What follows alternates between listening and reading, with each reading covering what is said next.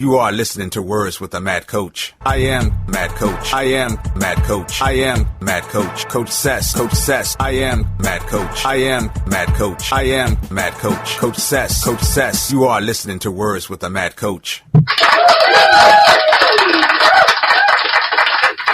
Mad World, Coach Sess. I'm about to give you my thoughts on Fight for It 22. I'm particularly going to focus mostly on one fight, and that is Reddick, the Revenant, taking on Jacob El Tortuga Pais. That fight was interesting. That fight had an interesting ending, and I'm going to give you my opinion on why that fight is not over and why that fight will happen again down the line. But Fight for It 22 is a good show. I want to say congratulations to Shameek Harvey winning his first professional title with a game opponent. Just Baby Hulk is just too small, man. Against better guys, guys with skill equal to him or better. He's always going to have a problem with that stature. But Shameek Harvey, man, if you have Fight Pass, go to Fight Pass and look at Shameek Harvey's last fight and this fight. Shameek Harvey's starting to look like a very comfortable striker who doesn't necessarily have to pin you up against the cage and take you down. He's starting to look very, very comfortable in some of these scenarios. And that's a really scary scenario if you think about it in your head. Like, wait a minute, he already loves the grappling game. He already loves the takedown and the wrestling game. And now you add in, he's comfortable with standing in the middle. And then he hits Baby Hulk with a beautiful ninja choke, similar to the way Cody Durden just did in a couple weeks ago in the UFC. So beautiful, beautiful setup, and he took his time with it. I don't know what it is about Shameek as I'm watching him these last two fights of his. He looks like he's comfortable. He looks like he's in charge, and that's probably the primary phrase. He looks like he's in charge of all the action. So let's give an applause for Shameek Harvey. So another thing that really stood out, I love the venue. We got to get some people back to Rock Hill, and we've got to pack that place out. That's a beautiful venue. I love the whole auditorium feel where everything spirals down and the cage is in the middle.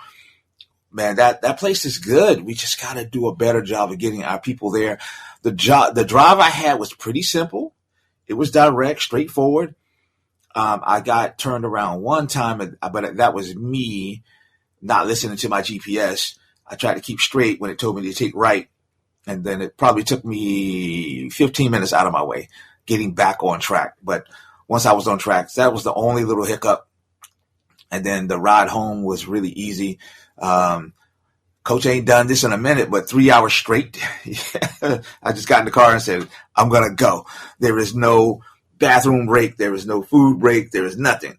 It was 3 a.m. when I finally got home because the show, I think I left right about 12:30, quarter after 12, 12:30, somewhere in there. Definitely, I know I left right after Reddick. I wanted to get a photo with Reddick, and that was it. And I checked on Jacob and suggested that he go get his arm checked out. I don't know if he listens or not, but I hope he gets the arm checked out. Jacob's still a good fighter, man. Still a good fighter. Somebody said, hey, man, don't worry about this. It's a freak accident. Here's the thing. There are no freak accidents in fighting because you're fighting the guy. If Reddick hadn't have picked him up and slammed him on his arm, then it wouldn't have happened. And that's the bottom line. And that's kind of what we're going to talk about is how that fight ended. But before I get there, I still want to say the venue was great. I love the people. There were 3 teams that really stood out in my head. And I got to talk to Trey Rose from Carolina Combat Sports. But we were just brainstorming some ideas, man. And these 3 teams have really helped me really think about it and say, man, we got to do this. So this message is for Marcelo.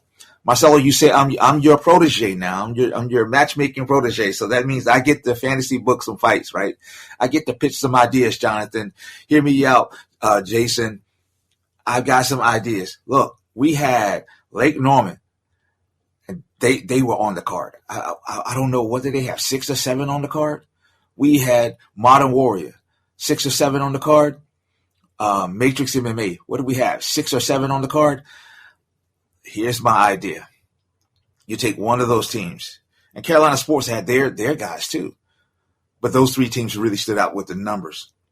Let's take some of these teams, right? Make a show called Carolina Sports versus the World. You got Charlotte coming up. They own Charlotte. All right, Carolina Sports Combat Fitness, Carolina Combat Sports and Fitness versus the World. And in the future, you try this experiment, Modern Warrior versus the World. You have Lake Norman versus the World. First of all, you've got built-in titles that you don't even have to guess at. If you do a fight close to these guys' area, you've got built-in titles you don't have to guess at. You just fill in the blanks. And if these teams can support one another and put the fighters on the card, man, you talk about a hell of an idea, hell of a concept. Ashtray Rose about it, Coach Z. He and I talked about it. He loved it. Just from a marketing perspective, like, you might not have the fighters, but just from a marketing perspective, that would be amazing. That would be amazing. And here, let's say you only have 3 or 4 fighters that are ready to go, but you can fill in the blanks with some of your affiliate gyms. I think everybody cross-trains with somebody at some point. So you can work with your affiliate gyms and say, let's join forces.